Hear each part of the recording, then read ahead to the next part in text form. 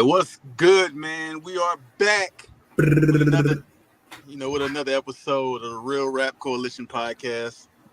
And today we back with another episode of our coverage of the new MCU show Secret Invasion, starring Nick Fury, aka Samuel L. Jackson. And before we get into that, man, we're gonna go ahead and introduce ourselves. My name is Showtime Slim, aka Slim Fury. You know what I'm saying? Who else we got in the building? Mr. Bob Celeste making a return. Ain't been around on a Friday, but I'm here. We locked in. MCU shit. Let's go, man. What the fuck was that? Yo, what the fuck is like? Yo, you good? You good? Yeah, it's Black Roots in this motherfucker. Hey, you know what I'm saying? From your fucking microphone, first. No, don't tell me what to do with my microphone, brother. This nigga sounds like a creep, bro. What's wrong with you, brother? He sound like Don Cheadle right now. He sound like a creep. Don Creeple. Nah, that don't work. It works enough. All right, hey Roots, you good? Your mic straight? You sound close as fuck to your mic. I was close. What the fuck they got to do with you? All right, man. Nigga, damn, you gotta do something every week to throw me off, nigga. Shit. You goddamn right. Be on your toes, stupid ass nigga. Pause, nigga. Don't ever tell me to be on my toes. I'm not. Be on your toes, Slim. Yo, this guy's a creep, bro. He's a fucking creep. All right, man. So salute to F-Dub for replacing. Oh, wait, my bad. I said it backwards. Roosh, you fucking me up. Shut up. It's because you're not on your toes, Slim. Oh my god. Stop telling me to get on my toes. This nigga think I'm a ballerina. Stop telling me to get on my toes. All right, man. So salute to Bob Celeste for returning, man. Replacing F-Dub this week on the podcast. He ain't here this week. Salute to Bob, man. But without further ado, let's talk about this Secret Invasion, man. Yes, sir. Big fucking episode. Honestly, one big question I had sort of was who the hell is Gravik? I know we talked about it. So Luna, before we get into that, you wasn't really here when we covered episode 1, man. So just give like your little thoughts on episode 1 and like how you see the series and shit from that first episode. One thing I like about episode 1 is that we got into some action right off the bat, and we kind of got, what was going on pretty quickly, but there's always more layers to be unlocked. But I didn't feel impatient. I thought that the first episode for a 54-minute pilot, it definitely had, a lot of action.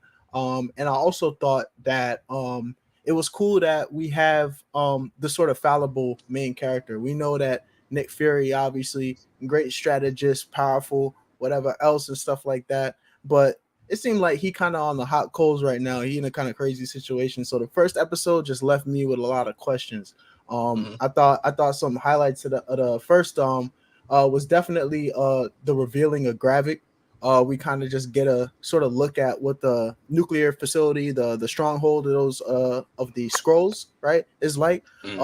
And kind of like where they're coming from. We didn't quite understand really like their side of the story yet, as we're gonna get into with episode 2. But the fact of the matter is, man, like it definitely looked like a shaky situation, and obviously the Moscow scene was just climactic, and it set the tone. I think more so than anything that came before it. First episode was action packed and interesting. I like the characters. I like Talos a lot. I think he's He has a certain personable element. I can identify with him. There's a lot of intrigue that was given to us about his daughter Gaia, and her kind of being like sort of like dual-hearted about the whole situation. On one hand, wants to be loyal to Gravik. On the other hand, some doubts about her past and stuff. And obviously we're gonna learn more about that. But first episode was a banger. I feel like anybody, even if you don't like DC, MCU, this is some shit that you should be watching. Episode 1 was fire, y'all. Yeah, I think with episode 1, this is a 6-episode series, so they kind of got to like balance like pacing with also like keeping people entertained and like giving us the information that we need to know. So it's kind of a balance since it's like a short series that they gotta try to pull off, and I think they're doing a good job with that so far. It's not really nothing boring or stale. It's a lot of relevant information, like everything we need to know, they're giving it to us, and the amount of time, like you said, it's less than an hour for each episode. So I think they're doing a really good job with bringing the story along. So episode 1, I definitely feel like it set the tone for that. And looks like the sort of DCU specific sort of pre-knowledge, they didn't require too much MCU. foreknowledge. Sorry about that. MCU knowledge, they didn't require it on the. Sorry, I've been playing DCU lately. The MCU knowledge, they didn't tack it on too much. You got to be vaguely familiar with sort of Thanos and his role, you know, and Nick Fury's downfall before. But you know, beyond that, sort of some mention of the Avengers, which is interesting because I think Samuel L. Jackson was the inspiration for this sort of new Nick Fury. But beforehand, he was affiliated with, I think, Shield in the comics. Yes. Yeah. So Yes. you know, this is something that people can embark on even if they're not too deep into the lore and shit like that. And it was definitely enjoyable, man. And you know, we learn a lot per episode, so I think that helps the pacing a lot. Yeah. I like the fact too that you don't really have to know a lot of the backstory or the lore and everything in order to watch and enjoy the show. And I think that's a really good thing to kind of like draw in people that may not be familiar with you know, anything prior. It's a way to like bring in new fans as well. Yeah. And so kind of like you said, they explained everything you need to know for the most part. Like if you don't know what's going on, they're going to tell you what's going on. For instance, I spoke last week about really the whole situation. Like the first time I've ever been introduced to Skrulls was in Captain Marvel, and I think I don't know if Fireworks has seen Captain Marvel. I don't know if Roots remembered it, but yeah, I know you saw it. But in Captain Marvel, that was the first time they introduced us to any of this with these Skrulls. And so to transition to this week's episode, the first part of the episode, the very beginning, it was a flashback back to Captain Marvel. And so everything we saw in the flashback, they took us back to 1995 when the Skrulls first got to Earth. They took us to 1997 and everything. All of that was like the 1995 thing. That's literally Captain Marvel that they showed us. Those are like scenes from Captain Marvel. Whenever the war between the Kree and the Skrulls. Yeah, the Kree and the Skrulls, and the Kree ended up overtaking the Skrulls, and they had to flee, and they came to Earth and everything. And so what we see at the very beginning of the episode is we see Nick Fury in Captain Marvel, and we see Talos coming to Earth, and they're basically forming a unit. Like they're joining together, and they have this ideal, at least Talos does for sure, that, you know, maybe, you know, we can coexist with y'all, because really they're looking for a planet. They're looking for a home. And Nick Fury, like we said last week, is a whole ass nigga. They promised them a home 30 years ago.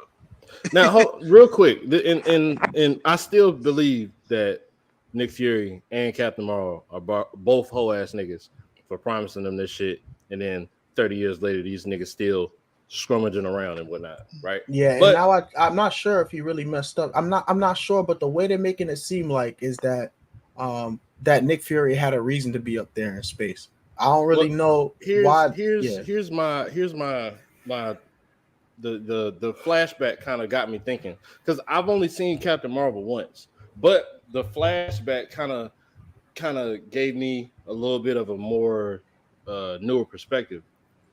Yes, Nick Fury and Captain Marvel promised them that they would have a home. However, the fight between the Skrull and the Kree had nothing to do with Earth. It spilled over into Earth, yes. Earth decided to help the Skrulls, and then the Skrulls lost. Nick Fury didn't have to promise them shit. So, yeah, I think the issue is more of, it's not that he had to, it's that he did. Like, and I understand that. So from that point, you take on responsibility. However, he could have kept his mouth shut. Exactly. He could have shut the fuck up. And niggas lose their planet every day, B. Right. No. Well, yeah, maybe. I don't know. I've never lost my planet. Not yet, at least. But I don't really know, because what we see in that flashback is what we see in the 1997 flashback is that this is the introduction to Gravik as well. Gravik was a young kid, and so Gravik A young in the room, Skrull.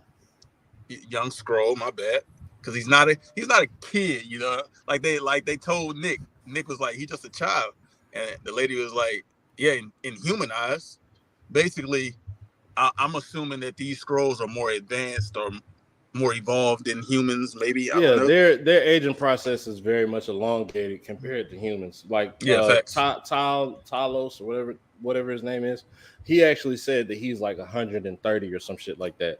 And that's like 40 something. That's like 40 something in human years. Mm-hmm. Yeah. So if he's like 40 something, I would say Gravik is maybe like 23, 25, something like that, just in the comparison. Right, but in that moment, obviously, the promise was made. If you help us protect our home, we'll find you a new one. And everybody who was committing to that was gonna adopt a human face. You saw everybody in the room slowly, put on like the human face, the human appearance as their unit. Right. But he didn't. He stayed as his, as that scene trailed away. Yeah, he didn't, but also Gaia didn't, and so. I don't believe at that time there were these, ulterior motives.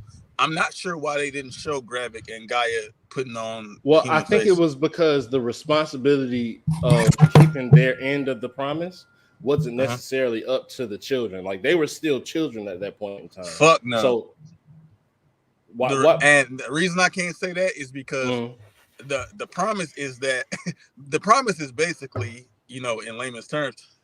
Okay, y'all are going to hide and disguise yourselves as humans on this planet, and I'm going to find y'all a home. So from my understanding of that, well, these kids also have to disguise themselves as humans. They can't be running around looking like Skrulls. Well, see, that's the thing. That's only part of it. I think the main side of the Skrulls' responsibility is to help protect the planet. If they in their house or whatever the fuck, I don't know. Somewhere where they're not humans, they can. How much protecting did they do? See, and that's another thing. That was another thing that I thought of. Like, what did the Skrulls do for these past 30 years? This is that's the problem, right? Like, I think there might be some sort of revelation downstream, but for now, it could be safe to assume that in that universe, there's intergalactic threats that might face the world, and they would be like a valuable asset to that in the absence of the Avengers, right? Now that could be the case. But part of me wants to say maybe Gravik was already sowing seeds of dissent because remember the Skrulls, they lost their conflict in that against the Krees or whatever. They went back to being like low rate species. They have to live in hiding basically again for another 30 years and stuff. So obviously amongst them there had to be some dissent. Well, I think this is more of the issue. So we found out in this episode in the scene where Nick and Talos are on the train. I feel like that scene was fire because their dialogue, their confrontation that they had was fire to me. And we get a lot of information from this confrontation, information that we didn't know prior to this. So obviously, like what you said about using, they were like helpmates or something like on Earth or whatever. Yeah. So Talos kind of like put it out there. He was like, yeah, like, we cool. Like, you cool with us being your spies and your errand boys and shit, as long as like you get to dictate the terms and shit. So just like off that statement right there, for one, they were spies for sure because that's something that he said to Don Cheadle too. Like he told him like, but I think the bigger issue is like, bro, it's so much to unpack in this shit, and we talked about it last week how it's so many different angles and sides. I just wanted to point something out in that scene specifically that you were talking about. And it's something that they have Nick Fury do often. Every time that he's trying to get to a point, he always starts off with a story and then he ties that into his point. And I think that's super fire that they brought that back again. Right. They did another story. I think it was how he lost his eye and how he grew to not trust people or some shit like that. And he did that in the second Captain America whenever they spun the block on them niggas. Yeah, he definitely told a lie. He definitely lied like a motherfucker. Nigga lost his eye in Captain Marvel. I seen that. Yeah, nigga got scratched by a pussycat. That's crazy. That wasn't even no cat, nigga. That's some foreign shit. It looked like a cat. Whatever it was. That's an alien nigga. It was small. and it wasn't anywhere near the story that he was talking about. You know what's crazy? That he told now before. that we talked about shapeshifting and shit, the cat was fucking shapeshifting or something. Well, the cat was from that Skrull planet as well. Like whatever it was, makes it sense. Came from their planet. Yeah, so anyway, he fucking lost his eye. Did you know that, Luna? He lost his fucking eye because he got scratched by a little cat creature. Nigga ass, but they have the claw marks there as evidence. Yeah, the claw marks is there. Yeah, thanks. Yeah. That nigga said it, nigga ass. I remember the scene too, bro. He picked up the cat. He was just holding the cat, and the cat scratched the fuck out that nigga, man. He was like being all nice to the cat and everything. Yeah. Hey, but look, man. Talos tells us something kind of crazy, right? Because there's one thing to say there's some Skrulls and they're like in a part of Russia. It's another thing to say that there's a million of these niggas on Earth. Right. And so what I think is from the flashback we saw, Nick might have assumed that these are the Skrulls that are on Earth, maybe. Because Talos said something in the fucking flashback that was like, you know, wherever the fuck our people are, they're scattered across the universe, this and that. And so Nick is probably thinking these people in this room are the last Skrulls that are on Earth or whatever. And come to find out 30 years later, it's actually a million Skrulls on Earth, and Talos knew this. Nick didn't say shit. So this is like a big point of dissension right here too, that bro, it's a lot of fucking Skrulls on this Earth. That's why there's an invasion, because it's a million of them. Talos' side is that, you know, well, bro, they was gonna wipe out my fucking race, bro. What do you want me to do? I'm trying to save my race. So we see both sides of the coin here, man. Who do y'all like sympathize with either one or empathize with either one? I definitely sympathize with both. However, Talos should have said something. Like if he's okay, so they mentioned that he's the former general of the Skrulls, right? The Skrulls. So at the point that even if you thought that he would say no and you wouldn't did it anyway, at least after you did it, you should have said something. You waited mad long. And so, Roots, the argument that Talos had for that was that you left us or whatever. You wasn't here, and I didn't know if you was ever coming back. Yeah. Right. He said, I didn't think he was coming back. Facts. And so that's what he was like. He was like, what happens when the host disappears, nigga? Like, you was gone, nigga. And then when you came back, we couldn't even talk to you. Like, that's what he was telling them. That nigga was mocking him. He was like, oh, this is so heavy, man. I got to go up to space, man. Hey, Luno, so to that point right there, what he just said is like, okay, Nick went up there. It seems like he might have went up there to escape or to, like, get away from whatever the fuck was troubling him on Earth. From the way Talos kind of, like, did that shit that Roosh just said. And I'm not even sure what that was, what exactly he was fleeing. I would like to think because he's sort of a hero that he was going up there for legitimate business. But even like regular townspeople in the place in Moscow or whatever were saying he's never going to be what he used to be. And I'm like wondering like why are they hating this nigga so hard? You know what? I think what it is, he's always been like a focal point in his life when it comes to the shit that he deals with. And he always comes out on top. And with the Thanos shit, he was absolutely powerless. The nigga got snapped out of existence. He couldn't do anything. Yeah. In which he helped with his last, moments on Earth at that point by calling Captain Marvel. And that did make a difference. However, that's his first L that we've seen. Mm-hmm. And so, that had him fucked up for a while. And Luno, that kind of goes to like what you were saying. They kept saying pretty much like, you're not the same as you used to be. The old Nick would have did this. Like, you ain't really got. They painting it like he don't have it anymore, type shit. Yeah, they've been doing that for the first 2 episodes. Yeah, even when we got Julia Stevenson, I think she's a pretty popular actor. Like she's gotten some awards and shit. She was the mom. She was what's her name? Not Julia.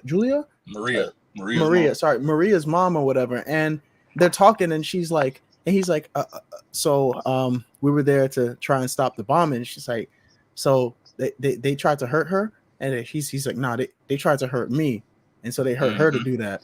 And she was basically like, look, this chick would have followed you around the world to the ends of the earth because she believed in you. We believed in you. You know what I'm saying? Like, so all throughout this, it seems like they're building this sort of character for him where it's like, this is a redemption story for this is a redemption story for Nick Fury. That was a powerful scene. I said last week that I think it's a redemption story for Nick, like you said, because they keep playing it up like he's not what he used to be, and so he's going to have to try to redeem himself. But I also think it's a redemption story for Talos as well, because like even in this episode, like Buddy just called him a failed general, like, and his daughter don't respect him, like, facts. Like they're painting him to be weak, and so clearly, it's these Skrulls versus Talos, Nick, and their side. They're gonna. It's like their entire side has to redeem themselves in my eyes. I feel like that's what they're like setting up for. I want to jump to a different segment of dialogue between Nick Fury and Rhodey. I think that was so fire because one thing we gotta jump on real quickly though was that after sort of we get the aftermath of the sort of bombing and shit like that. And we get the scene sort of with the mom and whatever else. There was a roundup of all the, the US, the global officials and stuff like that, right? They all met with this nigga Gravik, right? And Gravik basically said, I'm about to be the Skrull general, right? No, Luna. Was that who that was? I thought that was so I thought that was the Skrull Council.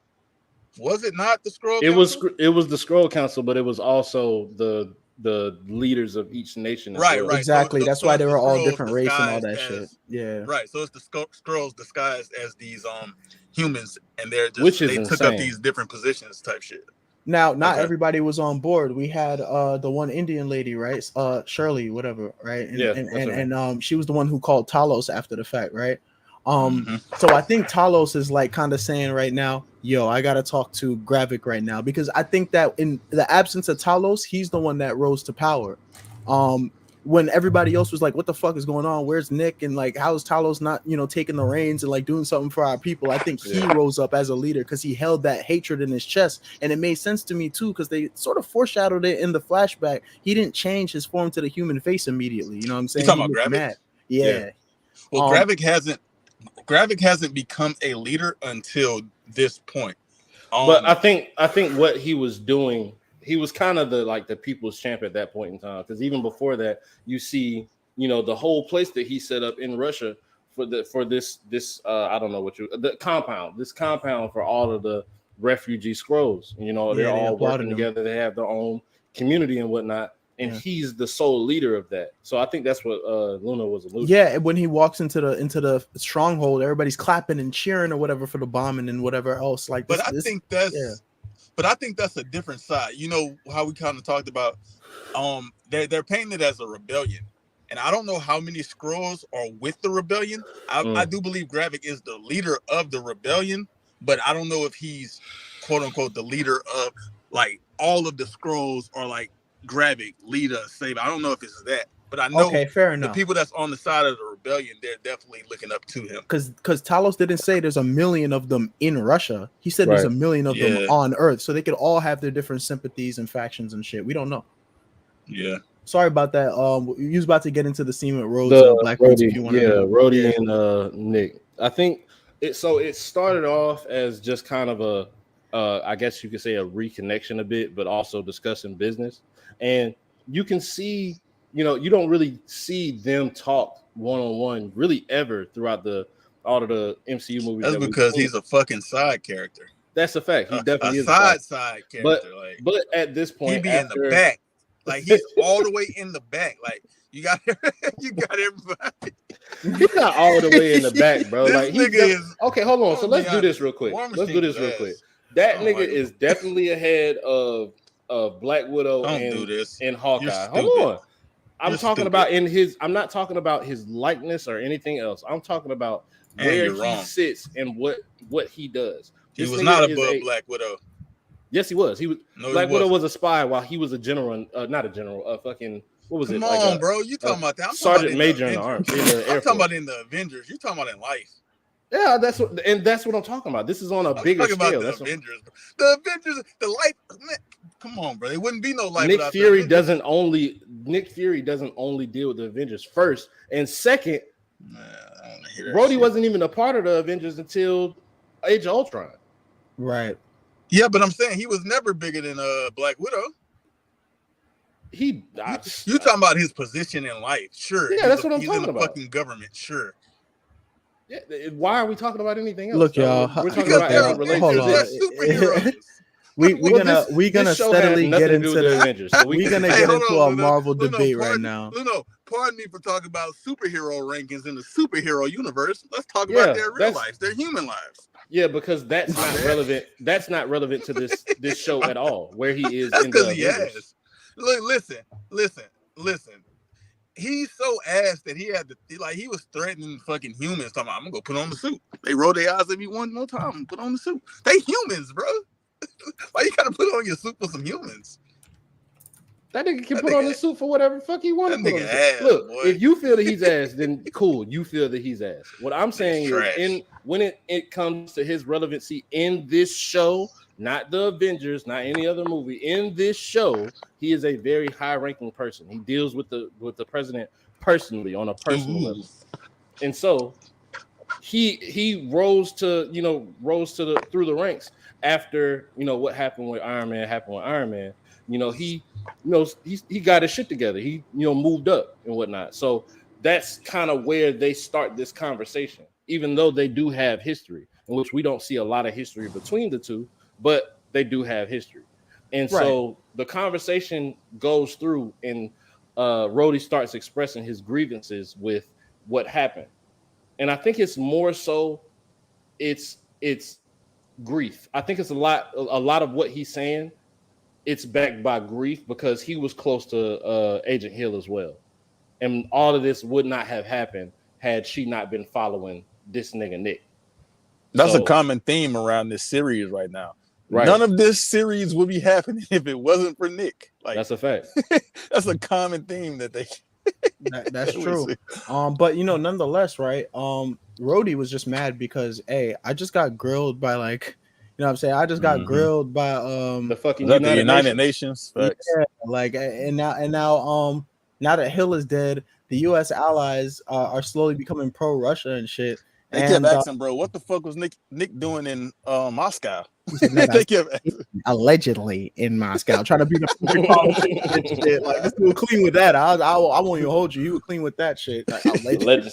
And they showed him pictures, right? And that nigga said, I don't trust no pictures from Russia. I'll be happy to take these and inspect them in our US labs. Yeah, like he wasn't buying that shit. He definitely held his own against the UN, but he's still pissed off that he got to deal with this in the first place, on top of what happened with Agent Hill.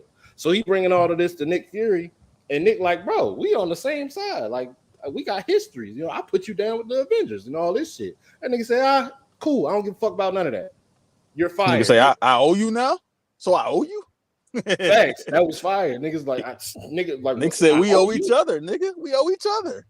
Yeah, and so from that point, he fires Nick, but that nigga Nick did some cold shit. Nigga get up, start going. The motherfucking bitch ass security guard try to put his hands on you. He's like, nigga, don't touch me. The security guard did it again. I do agree that he's not as sharp as he used to be. And something that this series kind of showed me, especially this episode, when I was looking at the train scene, like, it's definitely showing me how old Samuel L. Jackson is, bro. Like, this nigga is he's 74, bro. This nigga. I was telling Art that, I think he gonna need some stunt doubles. He gonna lead, you know what I'm saying? Because this is gonna be a crazy series, and bro he's up there in that age. When they had him in the flashback, they had to use digital effects to de-age him. Yeah, thanks. Yeah. Luno, do you remember when we watched Mo Better Blues? Oh yeah. Samuel L. Jackson had a cameo in that movie. That was like 19. What was that? 19 what? You 95, remember? 96 maybe. Earlier. Earlier? Was it like Mo Better It's Blues? an 80s movie, no? It might be the end of the 80s. Either early 90s or end of the 80s. That's 1990, right on the 90. All right, boom. Yeah. So that was 1990, and he had like a cameo in that movie.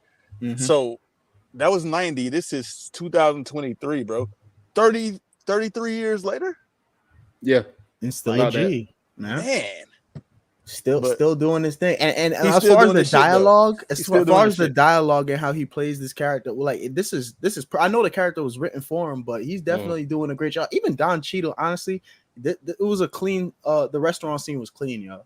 Another goat ass nigga, and he's starting to get up there. That nigga in his 50s. Don Cheadle. Hey, yeah. Oh, I These didn't niggas know he been was doing this just shit a in his long time, 50s. bro. Yeah, he still look kind of young. Like he don't look like he aging all that hard.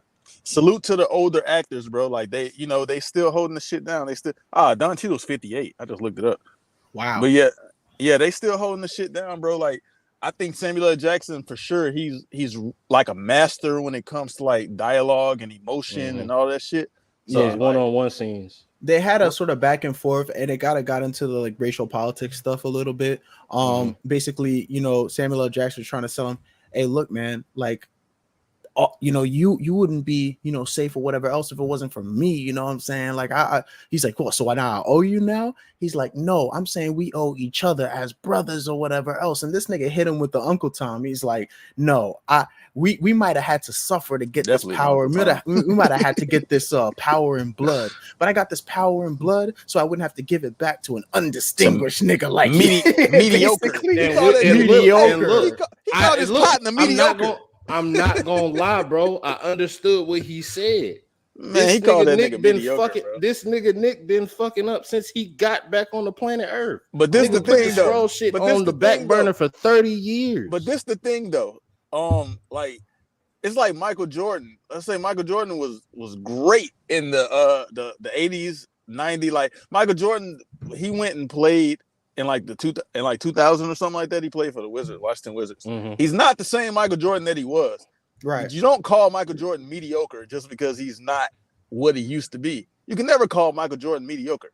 And so the legend of Nick Fury. Did Michael Jordan get somebody killed? No, he didn't. Come on, bro. This nigga play basketball.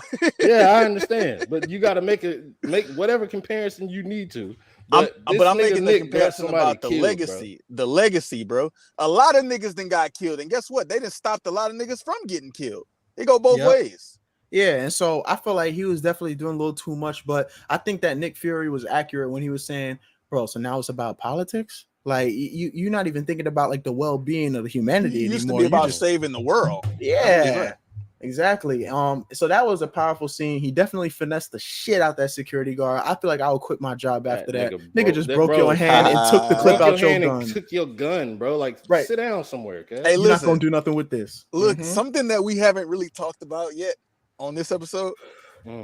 Let's get to the fucking Gravik, bro. Because just like you said that shit about what Nick did to the security guard, Gravik to me, Gravik is cold. I like his persona. I like how he's being portrayed. Real quick though, I hate that we're doing this sort of jagged thing, but we need to address something because I actually wasn't so sure about this scene until I kind of read what was behind it. At the facility or whatever, Gaia was using a computer, if you guys remember. She was looking at like DNA strands or whatever, and there were some names on that screen. All right. The scene that you're about to get into, Slim, we kind of learned what that was about. But we saw DNA samples belonging to two figures, one of which I'm familiar, the other which you guys might be. Oh, sorry. 3. I saw Groot. I definitely saw Groot.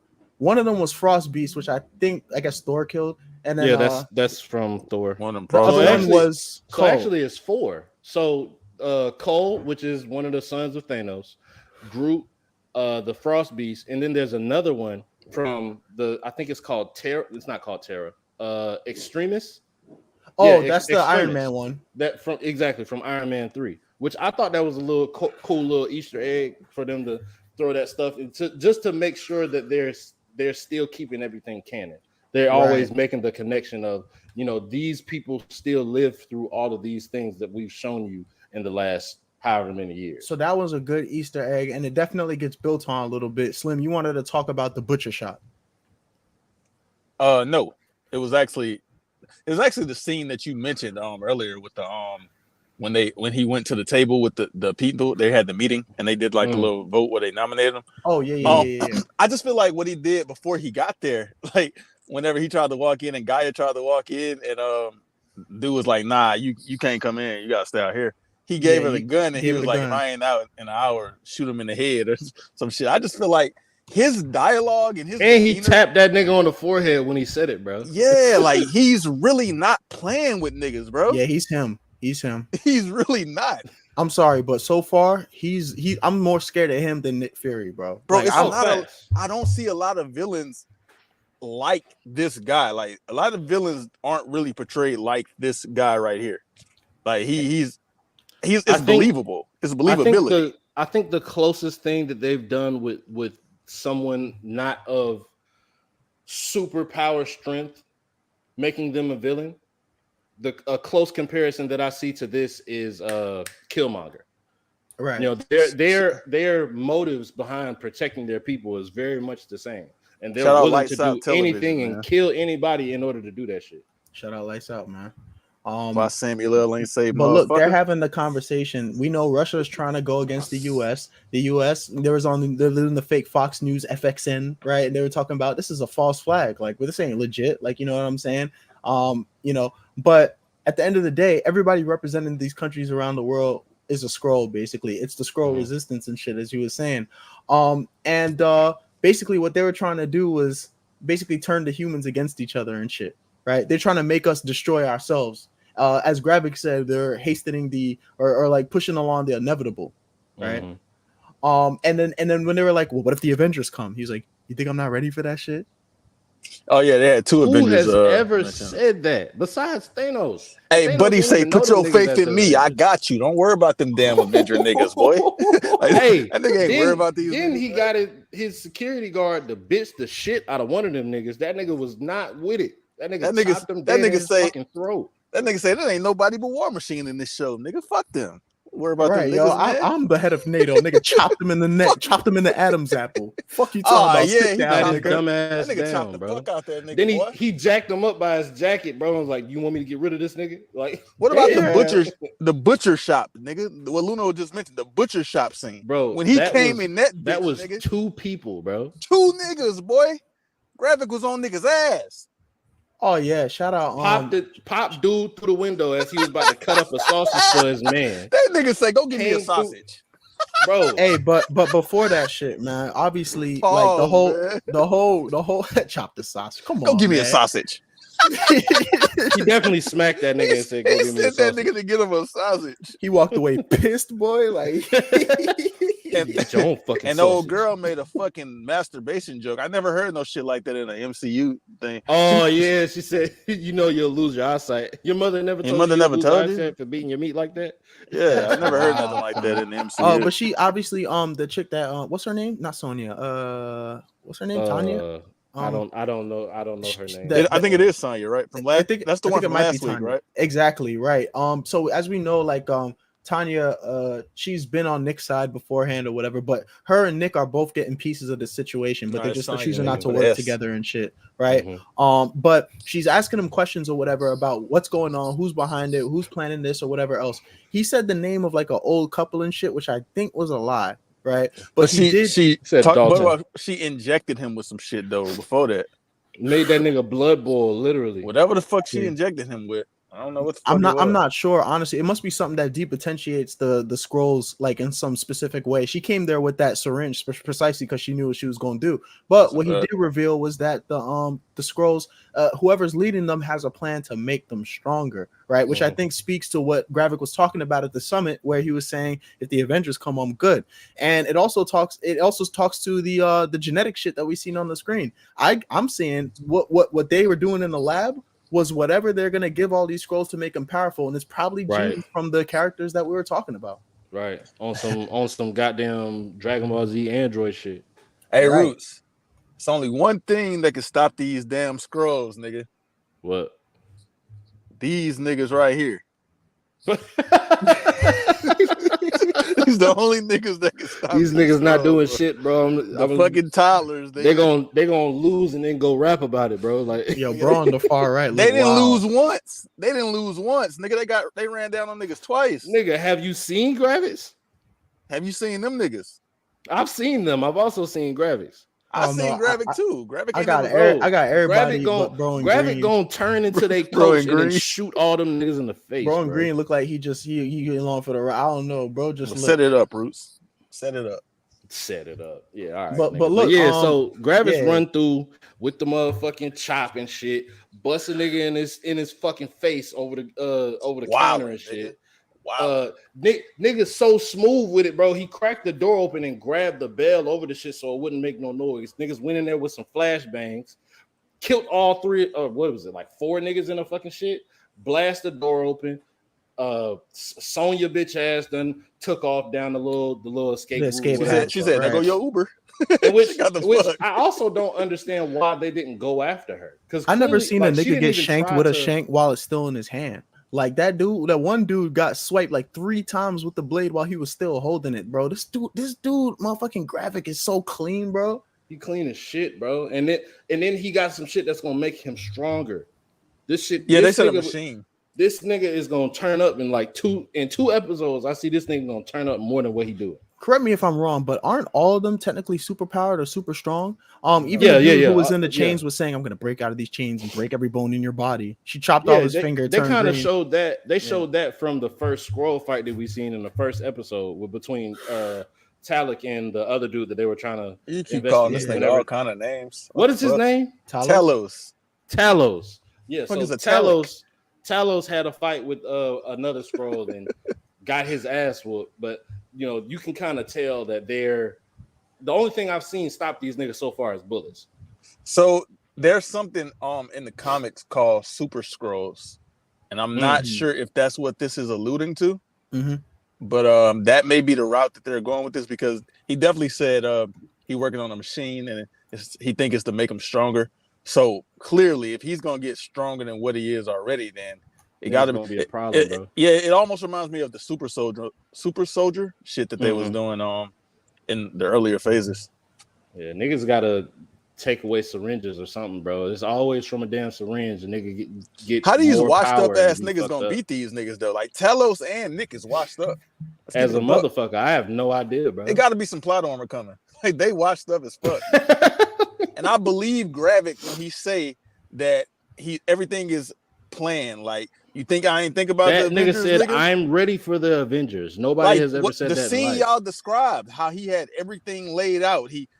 They shot the nigga with a silencer. He grabbed the fucking bell so the shit wouldn't make no. Like, it was a lot of shit that he had planned out before he even got there. So I believe him when he say he's prepared for the Avengers. I didn't even know Batman, bro. I didn't even think that he would have a drop, because I think the only thing that could have motivated you to go there is if you know that they have 1 year in captivity, which sure, I guess you could figure that out. But on top of that, too, when dude got released, he was like, "What'd you tell him?" Nigga said nothing. Nothing, just lies, all lies. He ain't believe that shit because they dropped his ass off fucking 5 blocks away. They took Buddy to the fucking forest, like an old yeller. Popped that nigga. Buddy thought he was going home, didn't he? He said, "We almost home, bro." He said, "Yeah, bro, we almost home." Bah! Shot him in his shit. And hey, Gravik is not the gun back to Gravik. One thing was that this is how loyal he knows his people are for him. He ain't even go over there and look, make sure the nigga didn't look. He sat there in the car chilling. His eyes sat straight, bro. What about crazy. Gaia, who, like Luno said, she's obviously conflicted. And in the first episode, I was a little bit confused on what side she's actually on, because even though she's rocking with Gravik clearly, but she tells her pops the information, like the bomb's gonna be here and here. But once they get there, the fucking bombs are decoys. So I'm like, whose side? What the fuck is she doing? Here's the thing though. If she pulled up at that situation, Gravik is there, all of her peoples are there, and she does something that clearly aids and abets the opposition. I just thought of it. That she would have gotten killed. So at the beginning of this episode, they were actually having a conversation in the car, and he wasn't supposed to be there. He only went because he had a feeling that Nick Fury was going to be there. So she asked him, "How'd you know he was going to be there?" He's like, "That bomb shit was supposed to go on without him." So that actually makes sense for the decoys, because if she blow her cover, she's dead.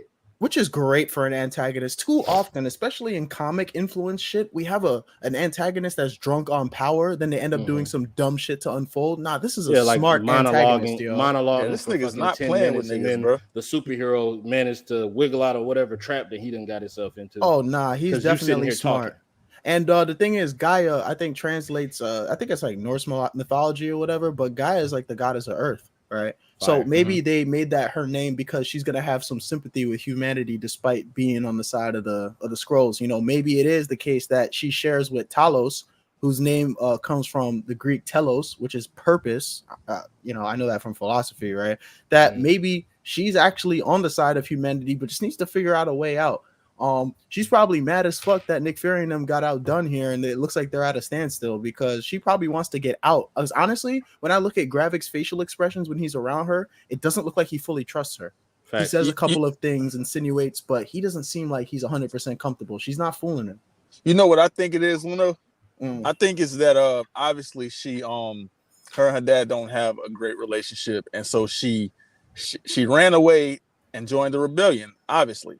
So I believe she's down with the cause that Gravik has going on, that look, we just want a fucking home.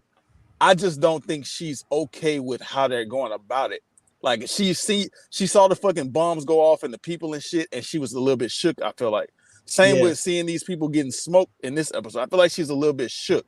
So even though she's kind of like she's on their side, but now that she's in the shit, you know, once you get in the shit, like how somebody will be like looking different. Yeah, they be like, yeah, I'm a ride, or I'm with you, I'm down. But then when they get in that shit, it's like now they got second thoughts type shit. I mean, a big part of this also comes from Talos and Gaia meeting in the first episode and having a conversation, right?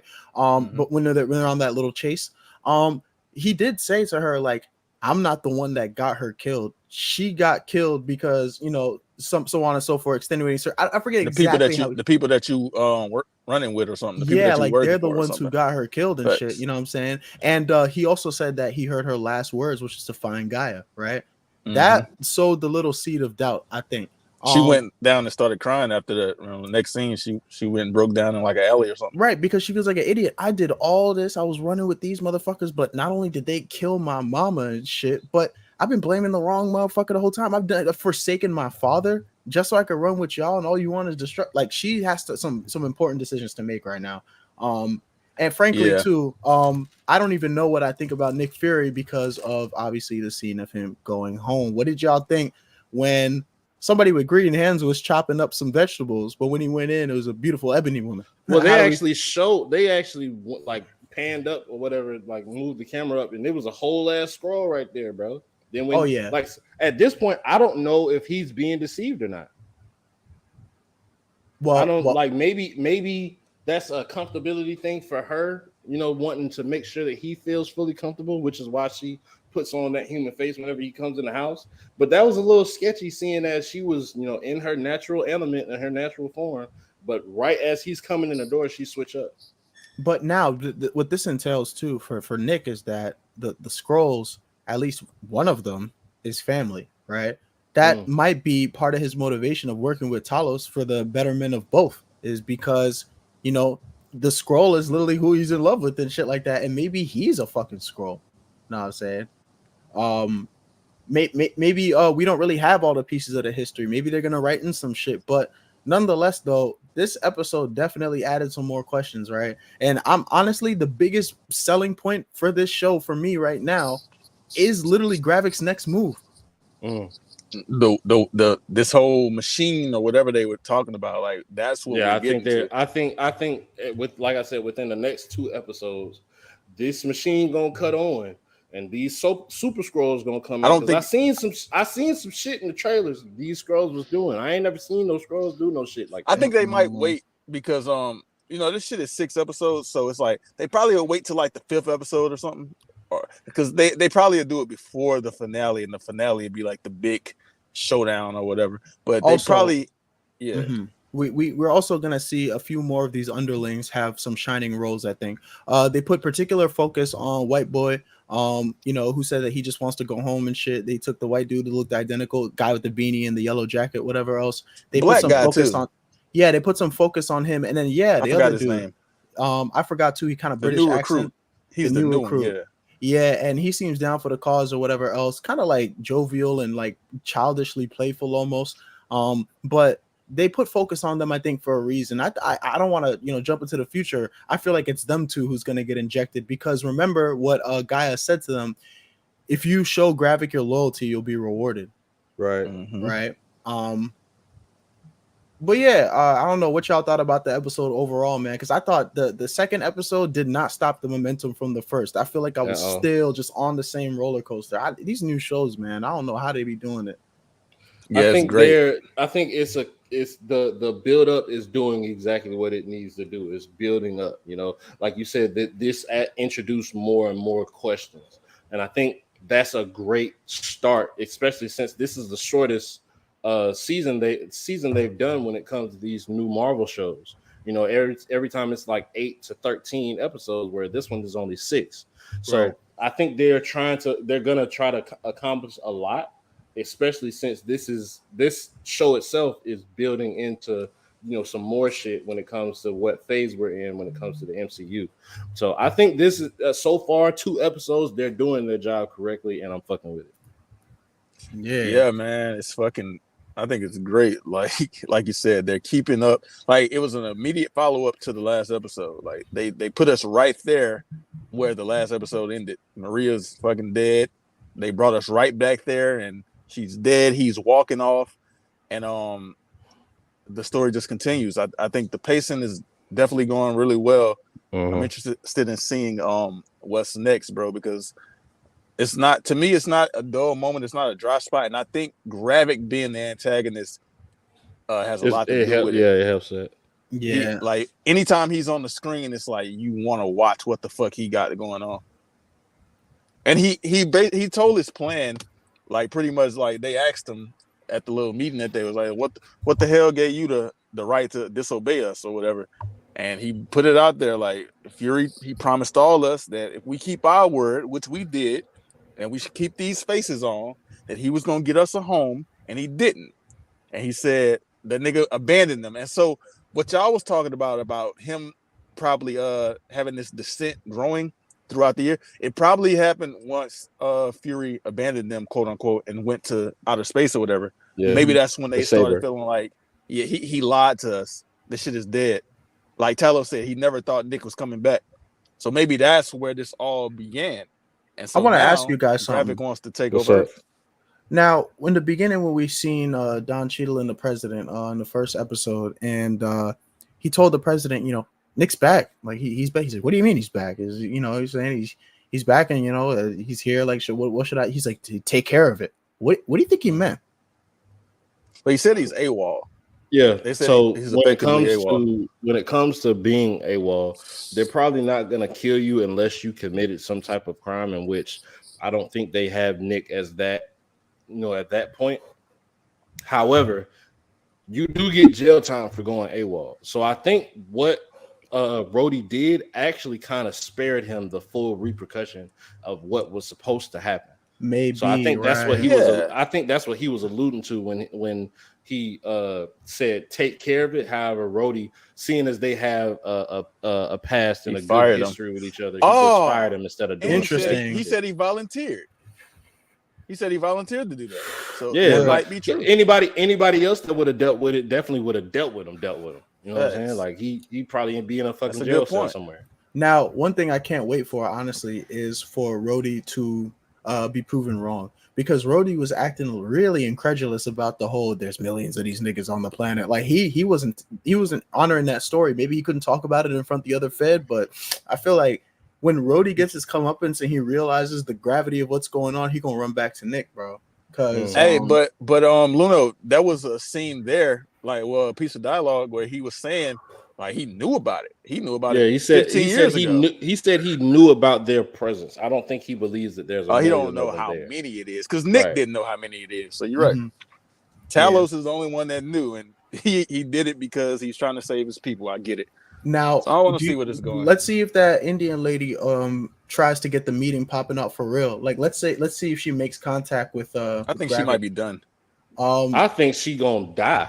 Like I'm Yeah, surprised she they might didn't be. pop her as soon as she walked out the building. She said, "I will not support you." Okay. She walked right out that joint. I bet in the back of his mind, he's like, they the first ones to go, you know. But I do want to see what Talos and Gravik have to say to each other, because I think that's going to fill in the blanks as to how the power switch really took place.